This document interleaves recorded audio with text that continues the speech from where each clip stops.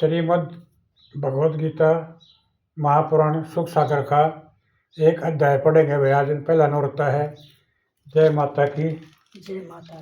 ले भाई सुनिए। एक समय नेमिषारण्य तीर्थ पर शौकादिक 88,000 उपस्थित ऋषियों ने वेदव्यास जी के शिष्य की श्री सूत जी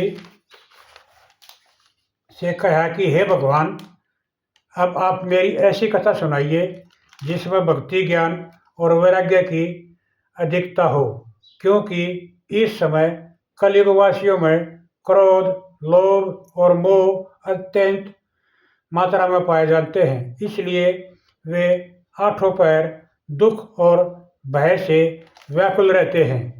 सो कोई भगवान ऐसा चरित्र वर्णन कीजिए जिसे पढ़ और सुनकर प्राणियों के चित्त का क्लेश और भय जाता रहे। भगवान के चरणों में प्रीति होकर भवसागर से पार उतर जाए। यह सुन सूत जी कहने लगे कि हे ऋषि सुरो, आपने कलयुग वासियों के लिए बहुत ही अच्छी बात पूछी है। सो अब मैं आपके सामने श्रीमद् भगवद गीता की कथा कहता हूँ, जो श्रृंगी ऋषि के श्राप देने के उपरांत महाराजा परीक्षित को सुखदेव जी ने 7 दिन में सुनाई थी, और जिस अमृत रूपी के श्रवण पठन मात्र से प्राणी आवागमन से छूटकर मुक्त हो जाते हैं, तथा इसी को सनकादिक ऋषियों ने भी नारद मुनि को एक सप्ताह तक सुनाकर इसके सुनने की विधि बताई थी। इतनी कथा सुनकर सौनकादिक आप ऋषि कहने लगे कि हे सूत जी, सुनते हैं कि नारद जी तो 2 घड़ी से अधिक किसी एक स्थान पर ठहरते ही नहीं, तो 7 दिन तक एक स्थान पर किस प्रकार ठहरे, और सनकादिक ऋषियों के दर्शन बड़े दुर्लभ हैं, वे नारद जी को किस प्रकार मिले, तथा यह सप्ताह प्रायण किस स्थान पर हुआ था, सो आप कृपा कर हमसे इन बातों को अच्छी तरह खोल कर सुनाइए। यह सुन सूत जी कहने लगे कि एक समय सनक, सनंदन, सनातन और संत कुमार चारों भाई घूमते हुए बद्रिकाश्रम में आए, तो उन्होंने वहाँ नारद मुनि को उदास बैठे पाया। इस प्रकार नारद जी को दुखी देख कर सनकादिक ऋषि कहने लगे कि हे नारद जी, आपके इस प्रकार दुखी होने का कारण क्या है। तब नारद जी चारों मुनियों को प्रणाम कर विनम्र भाव से कहने लगे कि हे मुनीश्वरों, मेरे चित्त के दुखित होने का जो कारण है उसे आप ध्यान लगाकर सुने। मैं काशी गया, गोदावरी, जगन्नाथ, ऋषिकेश आदि सब तीर्थों में घूमा हूँ, किंतु यह देख दुखी होने का कोई ठिकाना नहीं रहा कि वहाँ पर भी तमाम जीव मोह में इस प्रकार फंसे हुए हैं कि जिनके स्वरूप को देखकर सत्य, दया और धर्म तो भयभीत होकर 9-2-11 हो चुके हैं, और काम, क्रोध, मद, लोभ आदि को की तो मत पूछिए, उनकी तो आजकल 5 उंगलियां घी में है, और कलेश अपनी तमाम फौज के साथ जीवों को भयभीत करता हुआ एक छत्र राज्य कर रहा है।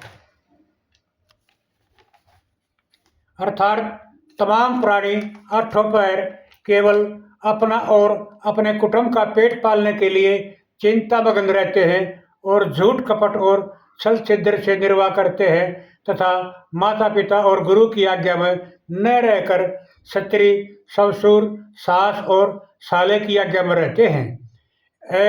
धन के लोभ से अपनी लड़की को नीच कुल में देकर बूढ़े से विवाह कर देते हैं, और जहाँ देखो वही ब्राह्मण, क्षत्रिय, वैश्य, शूद्र और मलेच्छ आदि अपने अपने धर्म और कर्म से रहित दिखाई देते हैं कि बहुधा मैंने किसी भी प्राणी को अपना उचित रीति से कर्तव्य पालन करते हुए नहीं देखा। तथा जब मैं घूमता हुआ मथुरा में यमुना के किनारे पहुंचा तो एक दृश्य देखकर मेरे आश्चर्य का कोई ठिकाना न रहा कि एक जवान क्षत्रिय दो मूर्छित वृद्ध मनुष्यों के पास बैठी हुई सहायता के लिए आंसू बहा रही है। जैसे ही उसने मुझे देखा तो खड़ी होकर कहने लगे कि महाराज, आप पल भर ठहर कर मेरी दुख कथा सुनिए। यह मेरे बड़े ही अभाग्य थे जो आपने इस समय दर्शन दिए। यह सुन मैंने उस क्षत्रिय से कहा कि तू कौन है और तेरे पास ये अचेत लेटे हुए दो बूढ़े मनुष्य कौन हैं? यह सुन उसने कहा कि मैं भक्ति हूँ और ये ज्ञान और वैराग्य नाम के मेरे दो पुत्र हैं, जो ये पास में 5-7 छतरियाँ बैठी हुई है। ये गंगा जमुना नदियाँ हैं, आदि नदियाँ हैं जो क्षत्रिय रूप धारण करके मेरी सेवा करने के लिए आई हैं। यद्यपि मेरा जन्म द्राविड़ देश में हुआ, किंतु कर्नाटक देश में युवा होकर कुछ दिन दक्षिण देश में रही, पुनः गुजरात देश में जाकर बूढ़ी हो गई, परंतु यहाँ वृंदावन में आकर तो मैं जवान हो गई। किंतु कलयुग वासियों के घोर पाप के कारण मेरे ये दोनों पुत्र वृद्ध और बलहीन हो गए कि बोलना तो एक और आंख उगाड़ कर भी नहीं देखते। सो इनको मूर्छित और दुखी देखकर मैं बड़ी उदास हूँ। किंतु इससे भी बढ़कर यह कष्ट मन को खाया जाता है कि पुत्र तो बूढ़े हैं और मैं जवान हूँ, जिनसे देखकर संसारी लोग जिस समय देखते हैं तो दुख और लज्जा के मारे कलेजा टुक हो जाता है। सो हे भगवान, इसका कारण बतलाइए।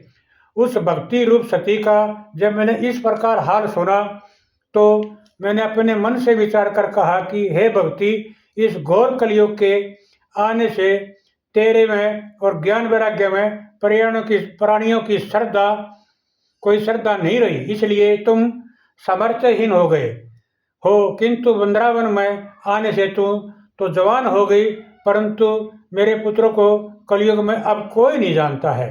इसलिए हे दोनों वृद्ध और निर्बल हो गए हैं।